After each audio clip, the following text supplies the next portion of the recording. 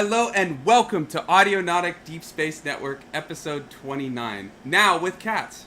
Thanks to I just looked up on my screen and I see this cat on your synthesizer. We are fitting that whole Instagram aesthetic of cats on synthesizers. We just need you in space, and we'll really have made it. Then we'd make it. Anyways, this is our weekly podcast where we talk about music production and music technology.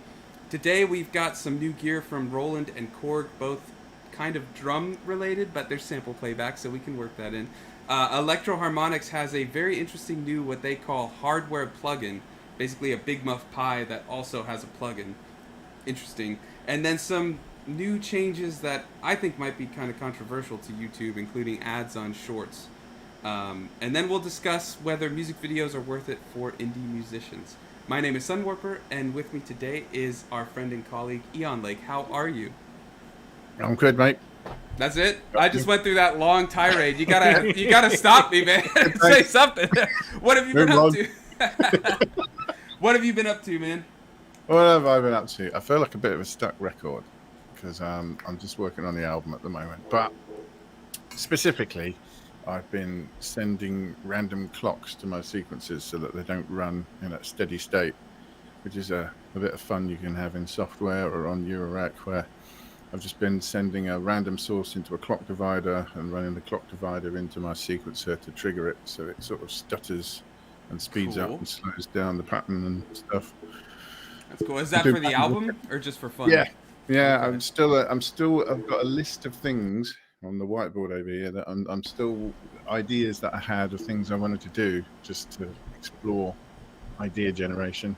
Nice. Are you doing anything else besides the album, or is that kind of your main focus at the moment? That's the main focus now. I'm done with my remixing. I've got other stuff that I'm beginning to get set up. I've got an idea for an EP. I hate when you finish an album, that whole sort of, what do I do now? So I'm tackling that already. I know what I'll do next. I've got some collaboration stuff to do. I've got an idea for an EP. I've got some other stuff to finish off. So I just don't want to. I don't like to stop. I don't like that sort of like, oh, album's done. What am I going to do with my life now? And carry on and keep doing what I always do. Well, speaking of collaborations, though, let's talk to the king of collabs, our Audionautic co-pilot, Curtis. How are you, my friend? That's a hell of a segue. I like that. I'll give it that one. That's a hell of a segue. Yeah, I'm good, man. Yeah, no, I'm good. I'm good. It's been all systems go here, similar to you, Eon Lake. It's been all systems go at this end. Fragments comes out at the end of the week on Friday. Nice. And being the overly prepared shaven chimp I am, I've just put up the pre-order about 15 minutes ago before we went on there. The pre-order's now up on Bandcamp, and I gave some codes to our patrons. So that got that done in time, I suppose. Nice. And then so it's just been like back office stuff, sending the press kits off to different radios and DJs and stuff, and getting all that stuff ready. All the while, because that's on the way, I'm still been mixing Marooned again, sounding a bit like a stuck record, same as Eon Lake. I've only got one more to go now. I've got to do some de-essing on some vocals, and then I've got and then one more to fully mix, and then that I'll be sending your way, and we should be all good. It's like I say, there's no rest for the wicked. No. I've also been starting to put down ideas for the album that's after, so I just haven't really stopped. There you go. It's good fun, you know. I hate this. I'm the same. It's why I don't really do much in the way of vocals, but this is a particularly SC vocal sample, you might say. It's a long monologue. It's a sample. Right, yeah. Yeah, it's not me, as in. It's not me. Sometimes you can get around it when you record it if you stick a pencil in the middle of the pop shield. Oh yeah, I've heard of that trick. I gotta try that. In the early days of us doing Audionautic, when it was still Lightspeed, may it rest in peace. That's the mid days. What's the midday? Okay, the mid days. That suggests that this is the end days, which I'm not so sure, but we'll see. Yeah, I did that. I don't know. I was just thinking early days was like the Audionautic podcast. Lightspeed was like the middle, as of now where it stands.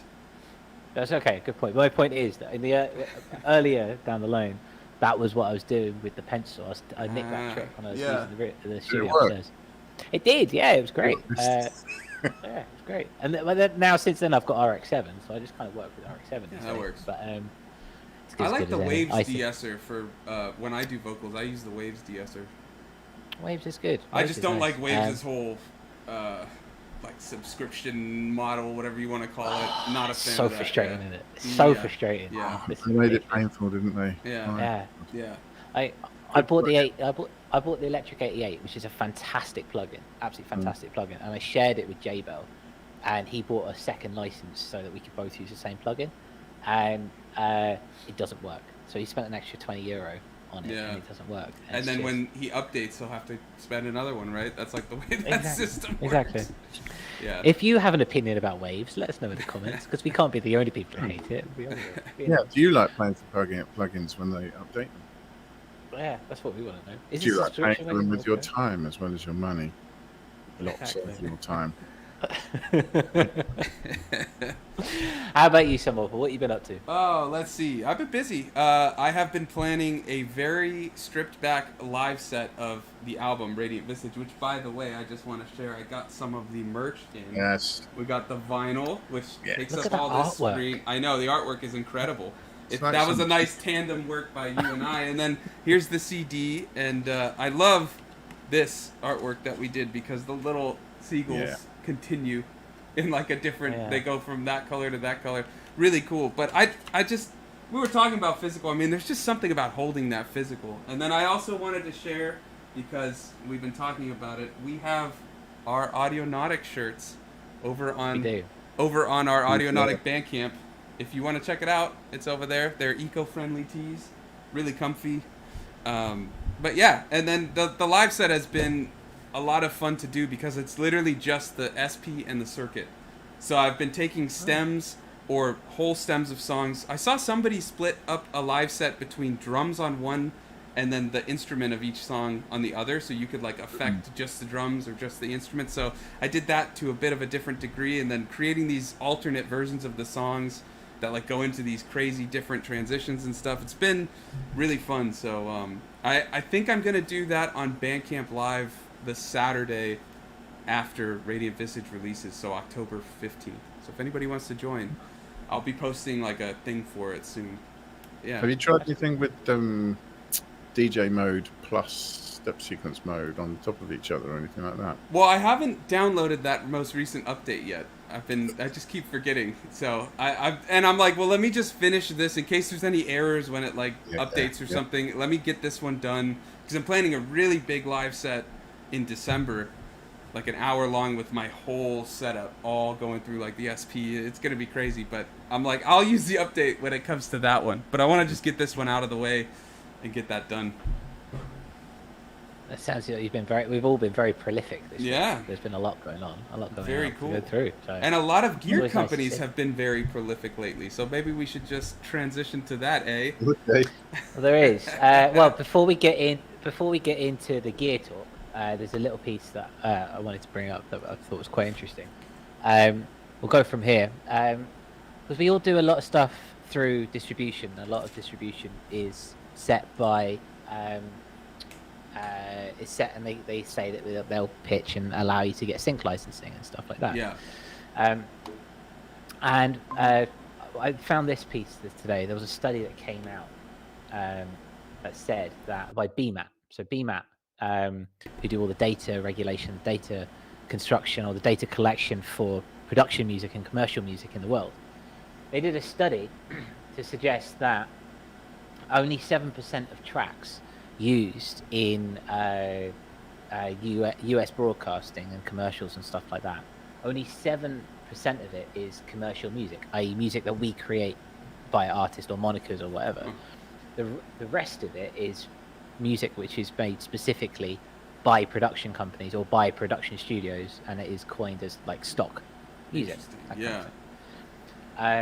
Which is really interesting because, like, distribution companies such as like CD Baby, for example, DistroKid, a lot of what they do is like, you know, we'll help you get back your royalties on sync licensing and things like this. Which is, for example, CD Baby have a lot of the higher costs, shall we say.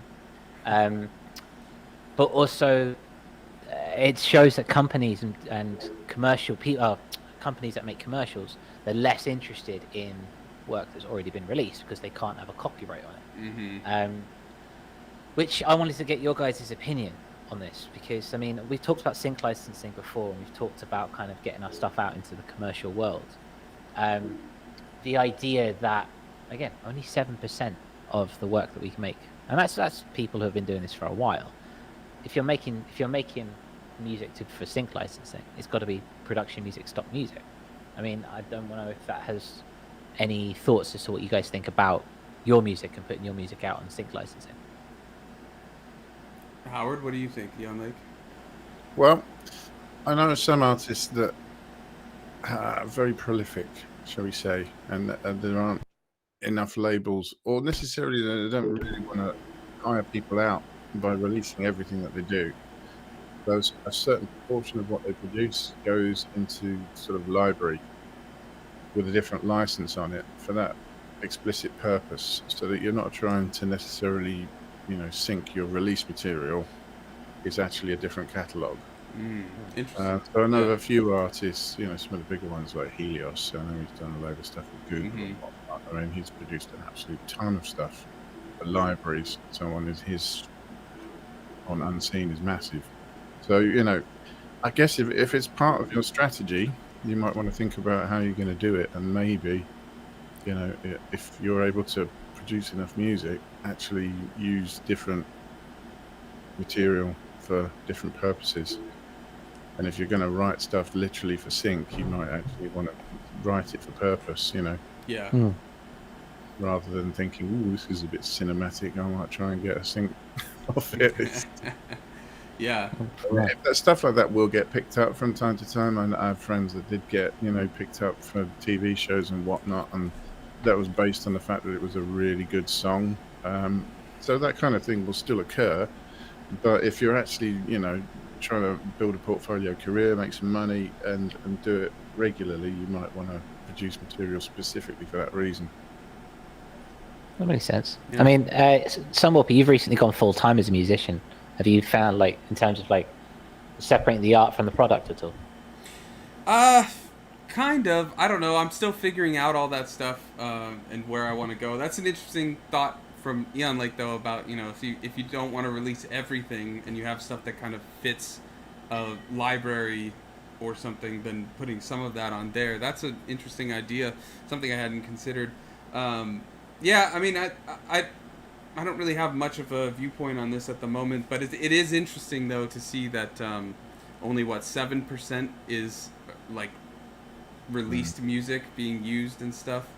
That's crazy. So a lot of it is licensing. But my question would be, is it because you can put release songs on some of these libraries? So I would wonder if they're accounting for that, or if they're. I didn't read the article, so. Some of it was written for purpose as well, though, wasn't it? So you can write it for purpose. Usually, when companies are buying tracks to use in their commercials or whatever, they buy an exclusivity because they don't want to get sued. So they buy the rights to everything 100%. So, for example, take Sector 8, which is coming out in fragments at the end of the week. If they wanted to use that in a piece of whatever, they'd have to buy the license, or they'd buy me out, essentially, so that they have the right over it.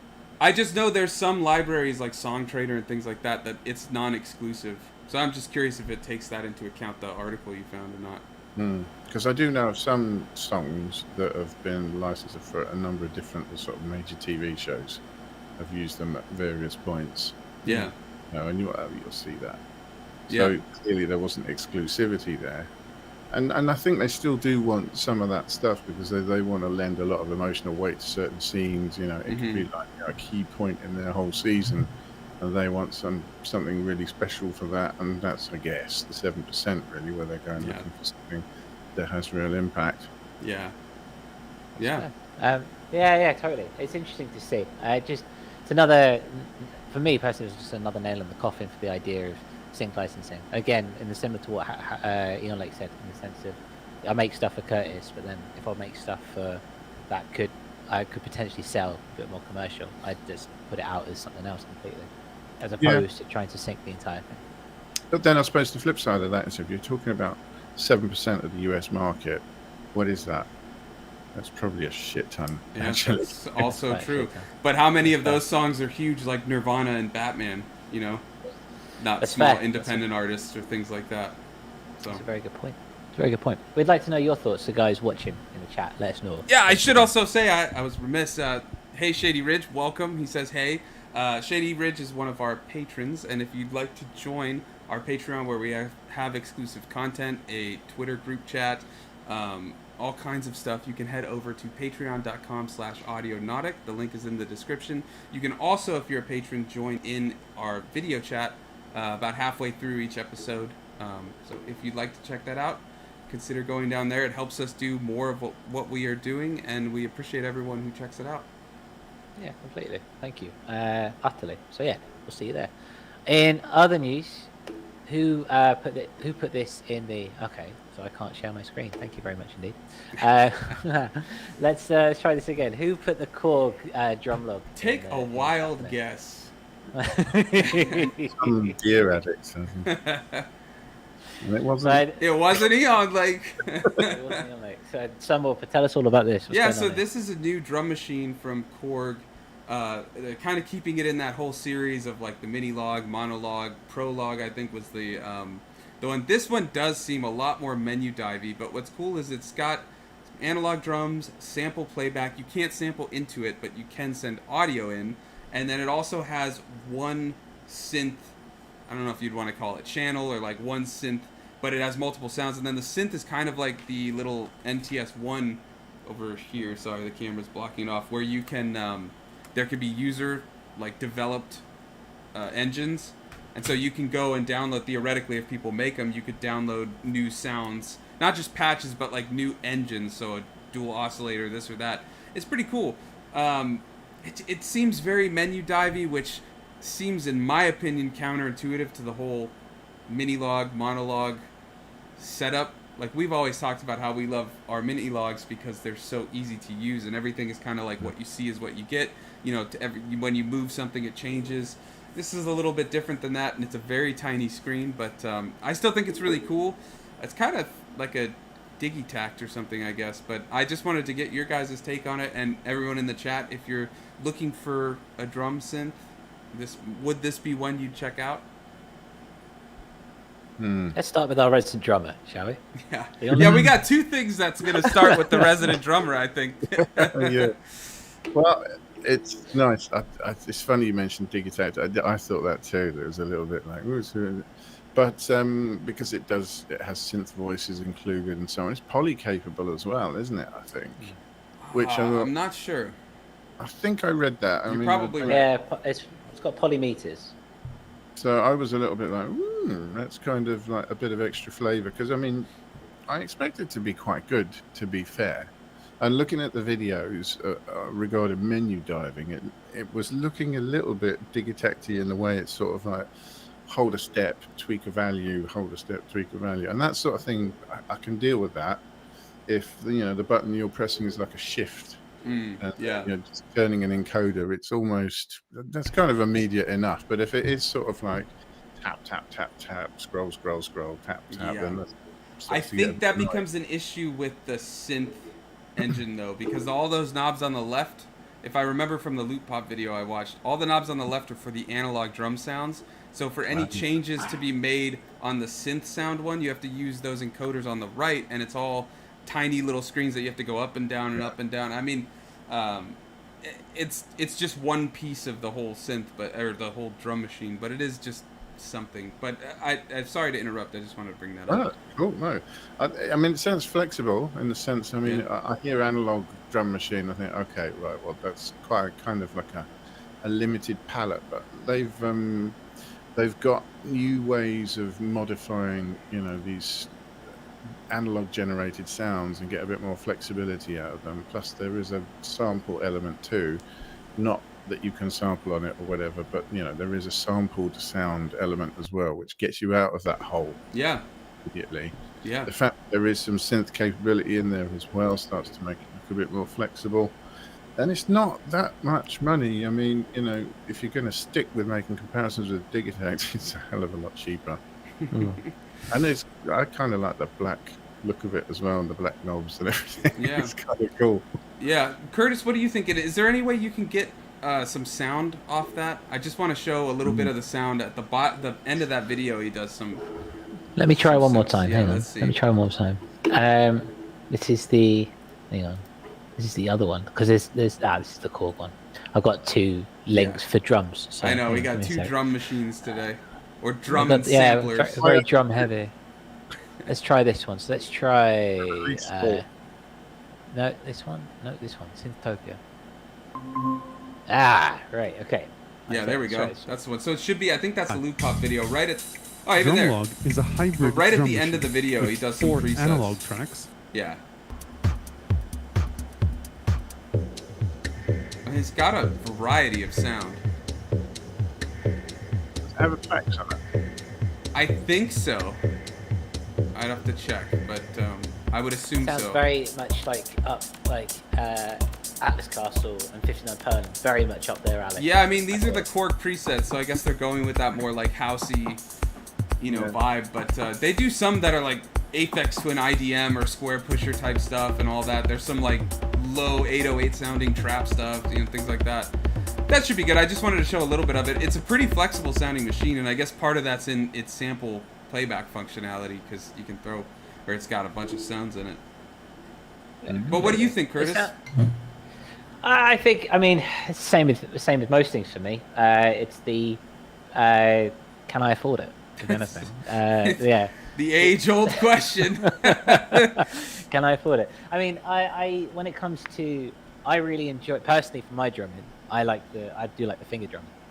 Yeah. I'm not the biggest fan of creating a beat, queuing it up, and doing all that stuff and pre-doing it and then hitting play and then making it. I'm not the biggest fan of that. For me, it's just a little bit. My ADHD brain can't take it. I much prefer just to like key something in. I think you can record, like sequence it in.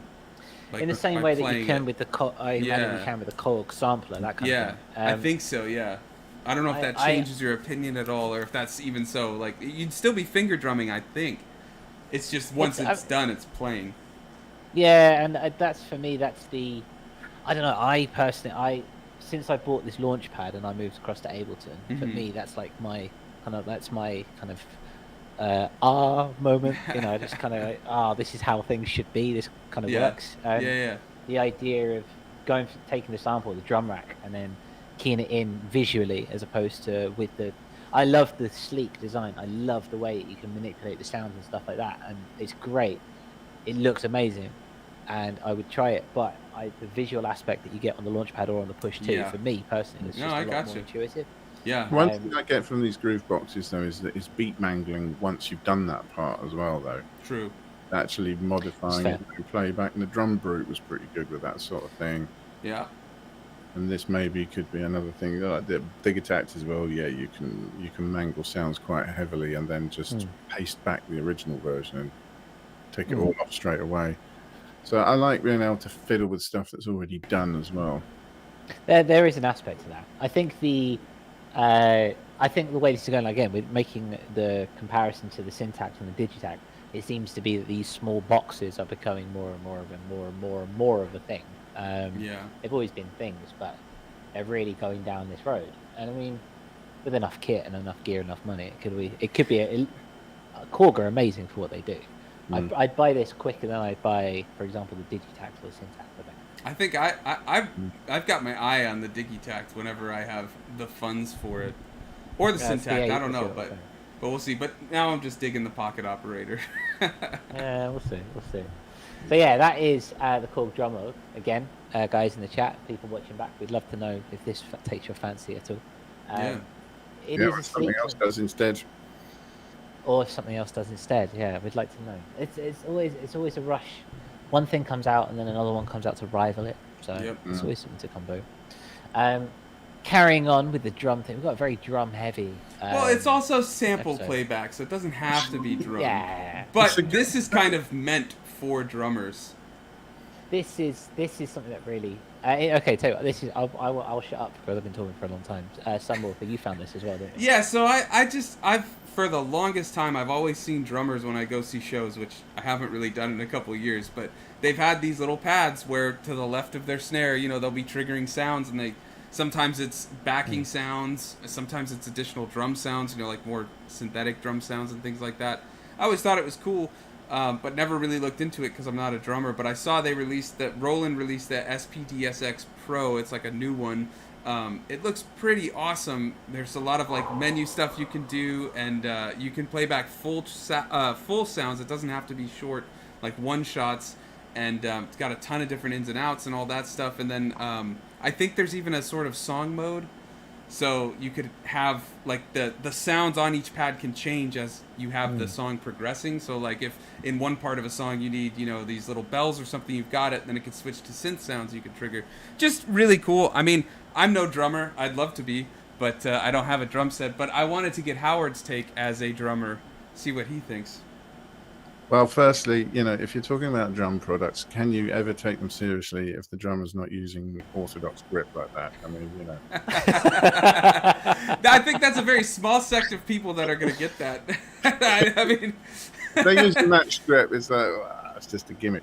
No, I've liked the idea of things like this ever since the first Octopads came out, and you know, they've always been a little bit on the steep side. But I'm looking at this thing. I really like the user interface, the way that looks. Yeah. It looks like all the things you would do with it are going to be a lot easier to do. And it does look like a lot of fun, to be fair. I mean, look at that screen. It's really good. Yeah. Roland's been crushing it with the sample stuff lately. I'm thinking about playing live great as well. You know, Yeah. I mean, Roland V drums I use all the time. They're brilliant. Mhm. Roland V drums are great. And, you know, shock horror, you know, TRA 808, 909, etc. You can't really go wrong. Yeah, and it looks like just from seeing that video, you could even play this alone. He's got like the feet, like a kick and a hi-hat. You can have them on a stand, you know, a bit like a drum stool stand or something like that. I like the idea of being able to incorporate being able to hit things into a live performance without having to have a full kit. Yeah, and mic'd. Well, I guess a V-drum doesn't need to be mic'd, but yeah. Well, no, but yeah, I mean, you can't get quicker and easier than plugging that in and you know, hitting it. Yeah, that's quite true. I'm interested. I still think there's a slight barrier, and that's not just saying like, you know, X amount of money is a lot of money. It's also when you look at what you could get for that money. I mean, not like you get a full kit or anything, but I wonder if the old one will go down in price on Reverb and eBay and things like that. Exactly. I mean, I often these days I'm looking at, you know, what's that going to be secondhand? You know, I'm not interested in list. I'm interested in if anyone's selling one. Yeah, the price for the new one is $1,200 just for those. $11.99, and I don't know what I don't think it's out yet. I think it's for pre-order, but I'd be curious in a couple months to see, like I was saying, if the old one will go down in price. Because that just what you were saying would be so cool for a live set, even just next to some gear, having it on the desk, you know, just being able to make some drums with that and then switching over. I mean, that'd be awesome. Yeah, but if you're going to price it at the same as a second-hand full kit, people might go for the full kit more often. Yeah, I mean, you can get like an MPC-1 for half that, right? And do some finger drumming. Yeah. Curtis, what about you? What do you think about it? I'd happily sink 1,200 on this. Yeah. And more so than anything else. I've wanted one of these for ages. I used to be in a banger band back in the day, and the drummer used this as his drum kit, and it was great. Exclusively. For portability. Yeah. Oh, and wow. It was great for touring. We were touring all around the northwest of England, and it was just so much simpler than carrying a load of drum kits around in the back of the van. It's great, but it is a hell of a piece of kit. Roland have got really killer samples, and it's a beautiful piece. And again, so the reason why I like the finger drumming, it's that kind of like my body is creating, the energy of my body is creating the sound in a way, or creating the tone. Obviously it's a sample, but I'm hitting it and that kind of thing. And in a similar vein, if you get a couple of drumsticks and you're going about it and going at it, that's you playing it and that's you emulating it. I ain't a drummer. I can't drum to save my life, but I can tap out a beat on an octopad or something like that. And this just looks amazing. I'd buy this in a second if I had $1,200 and I didn't have rent. It's the Pro one that I want with the nice screen. This one. Yeah. This is it. Yeah, this is. I mean, go big or go home. Was that the Pro one, the $1,200? Yeah, that's the new one. This one we're looking at right now, the SPDSX Pro. Good screen that's presumably cheaper. Oh, there is a non-Pro, or is that just the old one? Well, it looks like there are 2 versions from what I can see in this. So I'd have to see how that goes down. I would like to know. I mean, I don't know. Sunwarper, where can we hear the sounds from this guy? I think you can hear it pretty much throughout. Whenever you see him drumming, sensitive, even when hitting the pad. Go near the end. He was using it exclusively. External mono. That's a click track, and will stop when it comes. An alternate function specific to main and sub sample layers on a. Yeah, keep going. There you go. That sounds lush. The onboard click with the SPDSX. So you could have like a backing track on one, or multiple segments of a track on like the top 3, and then you could have the snare and hi-hat down there or something. I mean, you could do some really cool stuff with it. Completely. Usually included some sort of learning facility as well, where you can do exercises to it. Yeah. That would be, See, that to me, that really speaks to me personally. I think that's a great piece of kit. Interesting. I was not expecting this to resonate. I just saw it and was like, I want Eon Lake's take on this. And then here you are, so jazzed up about it. I was like, wow, that did not expect that. You know me. Apparently, I don't. I guess I was not expecting you to be like floored by this thing. I'm the same as Howard in the sense that I like to turn a knob and for it to do something. I like to hit something and for it to make a noise. And I'm a guitarist. Like I like to strum the strings and I like to play it. And we do a lot of electronica. All of our stuff is electronica, obviously. But like the playing of the keys, I'm not a big fan of keying in MIDI. Like I really tried making a point and click track once, and I didn't have the patience. It made my soul die inside. It's lacking. It like misses something, right? Like I've done it before, and then I'll later like recreate it or put the MIDI through hardware, and even just sending the MIDI to hardware and just moving the filters, it's like this completely changed the song. Even if I had automation on the soft synth, it's not the same as like that jank automation of you doing it. It's not set to any click or anything like that. Glitchy. Yeah, it's all over the place. Yeah, I would be curious if anyone in the chat, do you feel like Curtis on this one? Would you just spring for it if you had the money? I was not expecting that response from you, so I'm interested to hear from the rest of chat. The more you know, eh? It's always good. Learn something new every day, right? Exactly. Our last piece of gear in this very gear-heavy episode. I love a gear episode. I do too. The new Big Muff. Yeah. The classic. The Big Muff is back. It's never left. It's never left. It never left. Yeah. I have an old one, not like the vintage one, but yeah, this is pretty crazy. I'm seeing if I can find article for it, but they're calling it a hardware plugin. So there's both. Play it because I want to. This is crazy. He has it going through a synth. It sounds. Yeah, you might want to lower it a bit. I would definitely advise lowering it, but he's putting like everything through it. The pad. So as you can see on his computer, he's got the plugin, and then the tactile changes are being done on a pedal. That should be enough. I just wanted to show. He's like, put the drums through it. I wonder if he put the drums through it. Yeah, I don't know. So he's got everything goes through that, but even the soft synths can connect. I guess you have it connected through USB or whatever, and then they're saying it goes through the analog circuitry. So even if you put a soft synth through it, you have to have an out because it's still going through that. But what's cool is just the way you can connect. You could put drums through it that you program on your computer or something. I mean, it's just a really awesome sound design idea that maybe I just don't keep up with pedals, but it seems like it's a kind of new hybrid sort of both being there physically, but also there in the plugin sort of setup and things like that. I just thought that was really cool to have both the tactile thing like we were talking about, but you could do all this other stuff in there, and I would assume you could change settings later too. I don't know, maybe not, because I guess it's recording it through audio, but yeah. And then just really quick about the drums, Hydro Fighter said I wouldn't spend that much on a drum pad. I'd get something cheaper and probably sync it to Ableton, maybe the Alesis sample pad. I think I saw an alternative that was like $800 by Alesis. That might be the one. Yeah, I mean, whatever fits budget and would work. This one seems to have a lot of awesome features, and I don't know. It sounds like that one has long sample playback. Like, you can play really long songs. I don't know if all of them have that or not, but that could be a game changer for some. But anyways, on the pedals, Ian, like, I know you play bass. Do you play guitar? I do, but I only have an acoustic. Oh, okay. All right. Well, let's go with Curtis first, because I'd love to hear your take on it as a guitarist. I would again, very excited by this. I'd buy it tomorrow if I could. Yeah. I love the original Big Muff. I think Electro-Harmonics are awesome in what they do. Yes. And something that's really stuck with me since one of the earlier ADSNs when Hydra Fighter was on, or it might have even been a Lightspeed. I can't remember, but he said something along the lines of, you can tell when it's MIDI. You can tell when it's a VST because you know, it's very clean, it's very pristine, it's very kind of chic, and so you can counteract that by adding saturation, right? Yeah. Which is fine. It's a good way to kind of grit things up a little bit.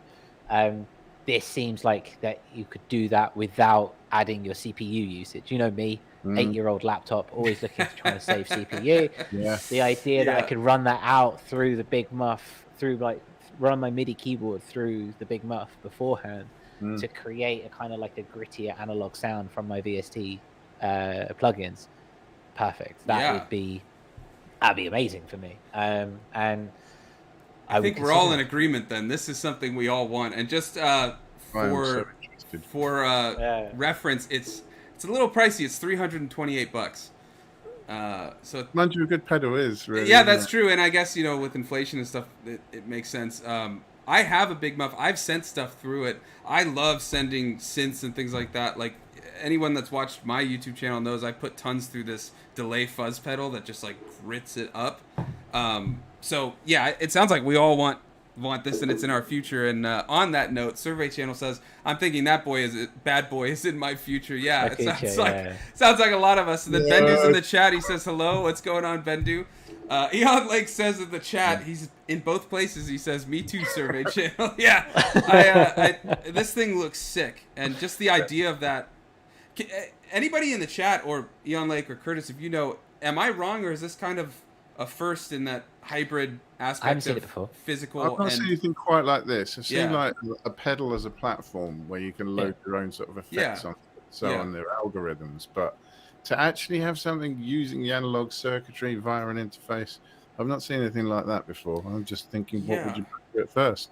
The only thing I can think of is like Overbridge with Electron stuff to a degree, in the sense that you can like send stuff. It's connected in that way. But this is just USB. This is just awesome that you can send, you know, soft synths. Like, you can send Diva through it and grit it up in the real world and send it right back. I mean, that's just really cool. It's like the easiest way to reamp something in a way as well. Yeah, very true. Yeah, completely and utterly. Just think if you could get like the Strymon plugin, the Strymon pedals in that way, like the, what is it, Iridium? You know, the cabinet simulator or the Big Sky. Yeah, that'd be cool. So maybe this is the future of pedals. I don't know. Yeah, they found out how to get the rest of our money. as if they needed to find a new way. Yeah, God. That little bit you were holding back. Survey Channel says also that SPD because I need a new electronic kit in some form, and that's the form for me. Very interesting. Yeah, it looks really cool. Yeah, that I like it. It looks really cool, and the way with the touchscreen and all that stuff. I mean, it just seems like it's pretty sick. They know they're coming. Electro-Harmonics, if you want us to review it. No, I'm talking Roland, the SPD. But yeah, Electro-Harmonics, you're more than welcome to send it over. I want to put an SPD through the Big Muff. Yeah, there you go. Yeah. We'll do a full review. We'll do a full review for you. Let's see. We'll trade it through. There's a great selection of gear this week. It's a solid week for gear. It's always good when something comes through, isn't it? I mean, there's always stuff coming out, but there's some more interesting stuff at the moment, and that's what I'm here for.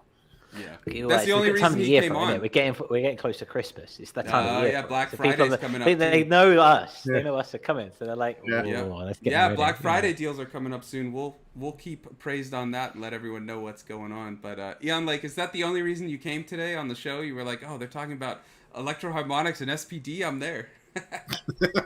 No, I'm here. You know that. I'm here for you guys. Oh, I know. This is the highlight of my week. Same here, man.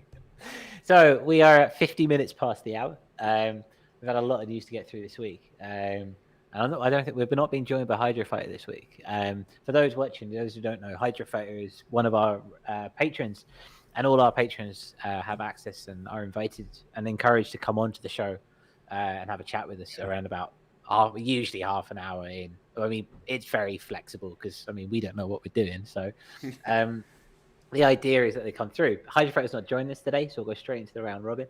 And I wanted to get your thoughts, music videos, because I know that Eon Lake, you have discussed doing a visual aspect. I know for the Castles in Space thing you did a visual aspect to the track you did. We have on Audionautic, we've dabbled with music videos in general, really. I always tend to make a music video in one form or another for something or other.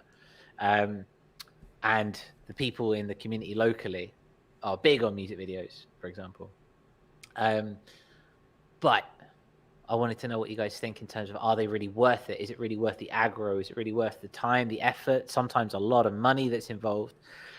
Or even in case of us getting stock footage and stock stuff from online, it's a lot of time spending at the computer screen, more time doing stuff. I have some thoughts, but I wanted to know what you guys thought and people watching, what they thought about that kind of thing. Who wants to kick it off? Sunwarper does. All right. Sunwarper does. There you go. I was going to say, I did a video every month for Future Fade, and some did all right, if we're going by the metric of like views and things like that. But I've found that live performance usually has a way to connect with people more and gives it a different context where you can kind of, like I was saying with the live set I'm working on for Radiant Visage, you can change parts around and make alternate versions that just kind of sound like something new. And it's a lot more fun to do it that way rather than sitting at a computer meticulously putting videos together, for me at least. That's really not my favorite thing to do. I'd much rather sit behind a couple pieces of gear and make something and then just film that. So that's where I'm at now. I don't know. What do you guys think? That's a very good point, I mean, as far as if you want to actually enjoy what you're doing. Yeah. Video is more enjoyable than putting together a video in a traditional sense. Although I think I like that from an artistic point of view, adding some images to the concept of the music, giving it some context. But I haven't done many of them. I've got a Final Cut license, but I'm not that much of an idea how to use it. So it's a whole other discipline, isn't it? And let's face it. I mean, videos, it is an art form. There are some people that are amazing at it. I think there are people like Michel Gondry and so on who did those awesome Chemical Brothers videos and so on. Yeah. It can be an incredible thing, but am I that person? Maybe not. And as far as actually, it being useful as a promotional tool, I mean, I think there are more curiosities, really. I suppose it's more just to have something on screen while it's playing, right? Because it works better than just audio on its own. But yeah, like Sunwarper says, people seem to want to see things being performed now. So I don't know. I mean, is there mileage for something in the middle as well? Yeah. Anytime someone gives me an either-or argument, I think really. There's got to be something in the middle. I should say, I'm not saying don't. You could always splice in or put on top and, like do a double exposure or something with like visuals or cut between. There is also something to be said for conceptual videos, or like if it's videos where they're singing, lyric videos or you singing or something like that. But I'm speaking just from like our style of music and from my own experience and just from what I like doing. I'm not the biggest fan of it. Just really quick before we go to Curtis, we got a couple people in the chat. Survey Channel says, video work is exhausting and expensive. I'm still questioning the viability of taking all that time to make full album visuals in lieu of streaming distro. Yeah, you do make some sick videos, though, for those album releases. They're really cool. I kind of don't want you to stop. Yeah, and that's kind of what I mean with the whole like idea of doing something conceptual is a little different than just like if you're just trying to make a music video. But if you've got the idea of an album mixed with the visuals or something like that, that's a little different. And then Shady Ridge says, I like the idea of doing videos, gets my creativity going, but it's really been difficult to get the audience to engage and watch. I find doing the 30-second videos for promoting the music works. Yeah, that's another way of doing it. Do you still put videos up on YouTube, Shady? Like as still pictures or something like that? For when I say videos, I mean like the full song. Do you still put those up? Just curious. And then Curtis, what's your take, my friend? It's well, a bit of both of similar to Survey Channel and Shady. As in, I do. If I ever release, I'll do. I think the last one I did for the remix I did for Glass Taurus, and that was just because that was more about because I really vibed with. I was really proud of that remix, and I wanted something to go along with it. Dude, that was sick. Because that music video was and the song was sick. Well, this is it. If it's something that speaks to me, I'll do it, and I'll do it. And it is exhausting, especially like we don't have a license for anything for like stock footage, so everything we find is like through Pexels or through Internet Archive. Something like that. So like sometimes you're really trying to find something and really trying to scrabble something together, you know. Yeah. The only music video that's really worked for me is the one that I did with Spectre for the Machine Elves, because that was just a perfect fit. But that is so like lightning in a bottle that you're never going to get anything to work.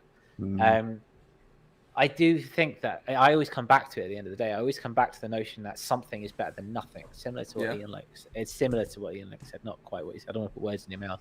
The idea of having a video, having a visual aspect of it is always better than having just the audio on a screen, especially if you're thinking like YouTube, if you're thinking like people just stumbling across your stuff online, they're going to sit and they're going to engage in it. Like we all do just engage on the TV screen. Like you see a screen, we're hardwired, just kind of just stick with it for a little bit longer. It's so much better than just having just like, for example, that's why I make the visualizers when we do stuff for just the audio, because like even that little visualizer, it's something, you know, it's something that kind of keeps things going. It's just something's better than nothing, and you can do it for free. It can get expensive, but I mean, if you've got access to the internet and you can cut up some stock footage, it does take an afternoon. I always set myself a limit. I'm always like, I'm going to do this in one sitting. I want to do this in an afternoon, and invariably it takes double the time, but at least it doesn't take me 4 days. You know, I think Bandcamp extras as well. Yeah. Yes. And if you have Pro, you can put video on the top of the album, like if it's the first song. That is something else you can do. And then over in the chat, we got a few more. Bendu says, I have to put effects overlays on my videos so that people will look at me less. And Eon said, was going to mention that your Fox Fest set really enjoyed the blend. It was awesome. Yeah. And then Shady Ridge says, to my question earlier, I have not done that for a while. I think YouTube for musicians is more about the live performances or demonstrations. That makes sense. Yeah, that's kind of what I've discovered for my last year of making. I went from doing music videos to doing like how I make a beat and then performing it, and it's changed drastically in terms of like reception. And then Survey Channel says, one thing I experimented with recently is a dub to VHS with all my available album videos and the new one I've got coming. That was fun to do. Have some ideas to do a more collage-based VHS or DVD. Yeah. Well, I mean, I'll keep going back to it. The idea of having like a concept, a visual concept matched to your music is very different, I think, than just like, you know, going and after the song's done, or, you know, just like, but just making like a music video as an afterthought to just put it up, you know, like that's different. Yeah, and if I thought for a second, even for a second, it would look like anything the Survey Channel had done, I'd be doing that too. Well, I think that's the point. I think when Survey Channel releases, it's kind of like there's the audio and there's the sonics, but then there's very much you go, okay, well, what's he done with the video? It's through and through aesthetic, through the it's a whole thing. Video, through the music. That's what I love about it. It's just So I mean, there's always if you're going down that kind of avenue, there's always got to be something there. It's very exciting what you can do. Yeah. yeah, that's what I wanted to bring to the table for round robin this week. I just want to see what you guys thought about that. There you go.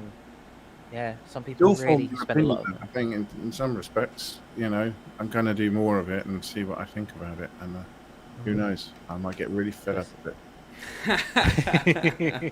I'll happily make you a music video if you want to. I'll happily let you. Yeah, cool. Survey channel says, "Cheers, fellas. Good topic." That's nice. Thanks. Yeah, cool. Shall we sidle on through? We're on the hour. It's 9 o'clock my time. So 8 o'clock UK time, which means it's what 12 LA time. Look at that, nicely done. Yeah, nicely done. I didn't think you'd recognize our time as the rest of the world exists in your time, apparently. He's an international man. I try to keep it as abreast as possible. There you go. Keep things going. Yeah, I'm the one with the calendar, so make it work. So yeah, Sunwarper, what are we talking about? What are we talking about in this week's? We are talking about YouTube, mostly, pretty much all YouTube. I'm taking a break this week from Instagram, so I haven't looked at anything for Insta. I want to see what happens. I think I mentioned like my Reels views were kind of like down, so I wanted to see what happens if I just take a break, let it all reset, switch it off, and come back. Yeah, pretty much, just like turn it off and on again. I did the IT crowd. I turned it off and on again.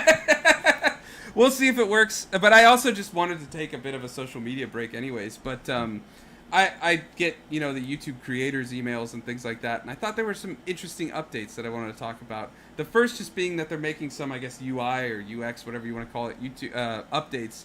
Shorts and live tabs will now be separate videos rather than just like all in that continuous thing. So it will declutter a little bit. If you post both shorts and normal videos, when you go to the videos feed on a channel, you just see all these different things. So this way it'll be separate. Shorts will be their own thing, and normal videos will be their own thing, and live, I guess, will also be separate. So it'll be a little less cluttered. And then they also said that they're going to update the visual aspect of like a page. When you go to the YouTube page, it'll look a little bit different. I don't know when the last time they updated that aesthetic was, but apparently it's getting an update.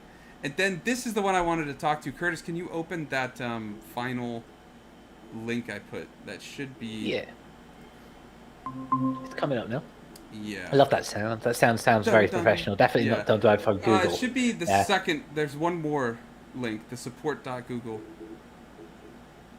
This is the video where she talks about the updates. Hidden on the second page, sir. Hidden on the second I had put it back on the first page. I know. It's fair. You must have altered, I'm being sneaky, I guess. Just make sure that link works, because it should be a thread about the updates they're doing. But anyways, while you get that working, they're making some changes to YouTube Shorts. Me personally, I'm not a fan of it, but I wanted to get everyone's take. So they're putting it as a way that, hey, this is great for creators. And on one hand, I guess it is. They're adding revenue sharing, and it can be part of the YouTube partnership program if you get watches on shorts, if you get views on shorts. But it has to be 1 million views on shorts or something to get in the... So it's a what is it? It's no 1,000. Yeah? So for the normal partnership program, it's 1,000 followers and 4,000 watch hours each month. This now is I think it's like 1 million. It's somewhere down there if you scroll down, Curtis, the metric, but it's like 1 million either views or maybe where is it? Yeah. So is it? Oh no, it's 10 million. 10 million views on shorts. Fucking 10 million. Yeah, I was like, so when I opened it, I was like, oh wow, they're opening up another way to get on the partnership program faster. And then I saw the number and I was like, well, I'm just going for the 4,000 watch hours then. I mean, that's already impossible enough.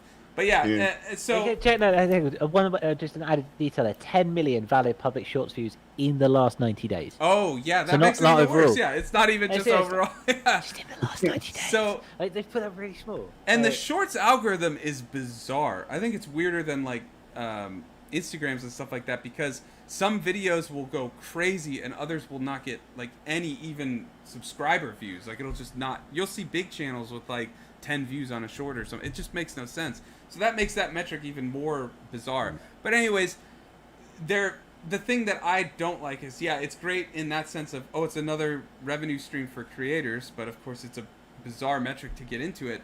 But that also means there's now going to be ads on shorts. and shorts are 1 minute at most videos, and they're vertical videos.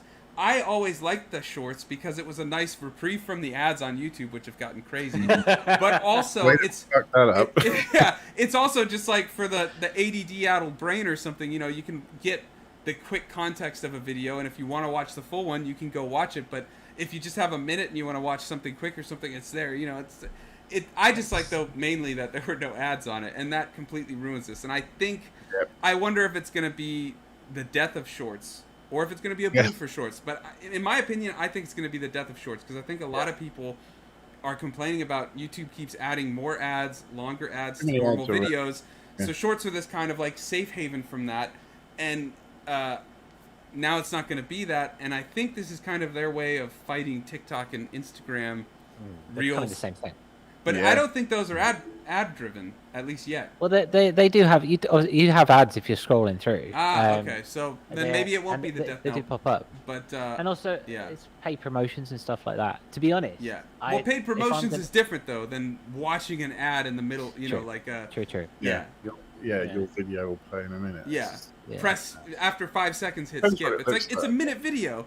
I'm not gonna watch an ad for 15 seconds and then watch a minute. You know. Ian, like, what do you think about this? It sounds like somebody taking aim squarely at one foot. And just dead on, like they've got a lock. Blam! Wow. Yeah. Why would you do that? If it is what it appears to be, like a ridiculous barrier to entry, and ads, you know, because that's what everyone wants on show. I mean, this is for the people who have got no fucking attention already. Here comes the rant. I am talking about myself here. Am I gonna? As soon as an ad starts to play, I'm gone. You know? It's like, that's it. Bye. So I wonder how that's going to work. I mean, this is clear, you know, YouTube gram here, and you know, tick YouTube gram. They're trying to compete. They're trying to do the same thing. Tickugram, I like that. I think they're trying to grab creators. That's my thinking, because they're phrasing this. I mean, of course, it's an email to creators, but I think they're trying to drive creators from TikTok and Instagram and get them there, because it's, hey, you can get money for your shorts. You can get money for your shorts, which for the creator is all good. I mean, of course, the barrier to entry is ridiculous, but on the consumer end, which is a vast majority of people that are on YouTube, I just think it's not good at all. As an incentive, because I like to think of myself as a creator on sometimes. You're an influencer. Look at that the modular back there. And as far as incentives go, this is pretty much like a kick square in the balls. No, thank you. You too. What about everyone in the chat? What do you guys think? Both as if you view shorts, do you view shorts in the first place? And if you do, what do you think about them putting ads? I'm not sure if they're going to do like in the middle of when you're scrolling, or if it's going to be like their normal videos. I'll look into it. But either way, what do you think about them adding ads? And then as a creator of music and whatever else, do you post on shorts? Would you consider it? What do you think about that metric of 10 million views in the last, 90 days? In the last 90 days, My concern is that going to become a required metric for partnership program? Like, you have to get the 4,000 watch hours, the 10 million views, and the 1,000 subscribers, or is it like in addition? I'll have to look into that. It's going to be a combination 2 or 3, I imagine. It's just, you hit the nail on the head there, I think, with the creator side, in the sense that they're trying to poach creators to come over to them from TikTok, Instagram, etc. From a consumer perspective, I think it's just a continuation of basically poking the consumer and annoying them to the extent where they'll go and pay for premium. I think that's basically what it is. It's a case of, go on, buy it. Go on. It's only 200 crowns. Go on, buy it. All of it. This could stop now. This pain you're going through, just give us a bit of money. They have that. If you go on YouTube, there's a thing that says stop ads. When you look at a video, you see like the thumbs up. I guess there's still a thumbs down, even though they don't show the number. And then it's like stop ads with like a no sign. I'm like, could you be any more upfront? Somebody clicking your ears all the time. That's annoying, isn't it? Isn't it annoying? Yeah. Looks like the chat does not like shorts. We've got Survey Channel. Apparently he's vomiting from it. Sorry. Sorry about that. And then and then Bendu says, no shorts for me. I have no interest in TikTok. I even dislike stories on Instagram. Yeah. What do you think, Bendu, about them making every video a reel on Instagram? I'd be curious to hear your take on that. And looks like Survey Channel completely agrees with Bendu on that. But yeah, because they've made on Instagram every video you post is a reel, and if you don't make it a 9:16, they do punish how they show it to the wrong way around. It's ridiculous. Absolutely ridiculous. Things the wrong way around and encouraging it. Yep. Thanks, Instagram. It's just they're all going to the same. Everything's going portrait, everything's going short videos, everything's going swipe up, everything's going ad for. I can't turn my TV around. It's massive. Well, there was a little glimmer of hope because they had to go back on all those changes on Instagram. They are still trying to, like all the UI changes of the scrolling. I don't know if you remember when they made the full screen landscape. I don't want to turn it on its side to look at something. Yeah, your computer's going to be portrait soon. I'm just hoping that at one point someone unplugs the simulation and we can all just go back into a lovely place, because it's becoming more and more dystopian as the day goes by. I think I need most safe space now. Fine, give me a tree. I'm just going to sit under a tree for a bit. But yeah, I'll have to see. We're all going to go the same way, isn't it? All these social medias, and then we'll just a bit like kind of when stars collapse on themselves, they all become all the black holes kind of just explode into everything. Just a convergence. At the age of 90, I might finally accept the fact that this isn't for me. I think. Bendu answered my question. He says, well, that means I won't put any videos on Instagram. Fair enough. And then Survey Channel says, what is that, macrame? I don't know how you pronounce that, but macrame. He says, however it's pronounced, macrame. He says, I have more videos about that and cooking steaks than my normal feed on Instagram. Yeah, they've changed the algorithm. They've claimed that the feed is all about seeing new things, and stories and messages are for friends, family, and like people you follow. That's what they said. And they walked that back a little bit, but they're still trying to push new things on the feed. So yeah, but they claim that the feed algorithm is supposed to push smaller creators, because that's like their big thing right now. They want smaller creators to get out there more and stuff. That's what they're claiming. I'm just relaying what they say, not new necessarily blood. that That's I agree or not. But they want blood. Exactly, they want. Sunwarper. It's not his fault. Don't kill the messenger. I just, this stuff intrigues me. I like to see and learn about it, and I like to relay all of that. What you do with the information is up to you, but that's just... No, it's good to know, brother. I like it. It's good to know. Thank you very much. Know thy enemy, right? You know? Exactly. Know thy enemy. It's a good way of doing it.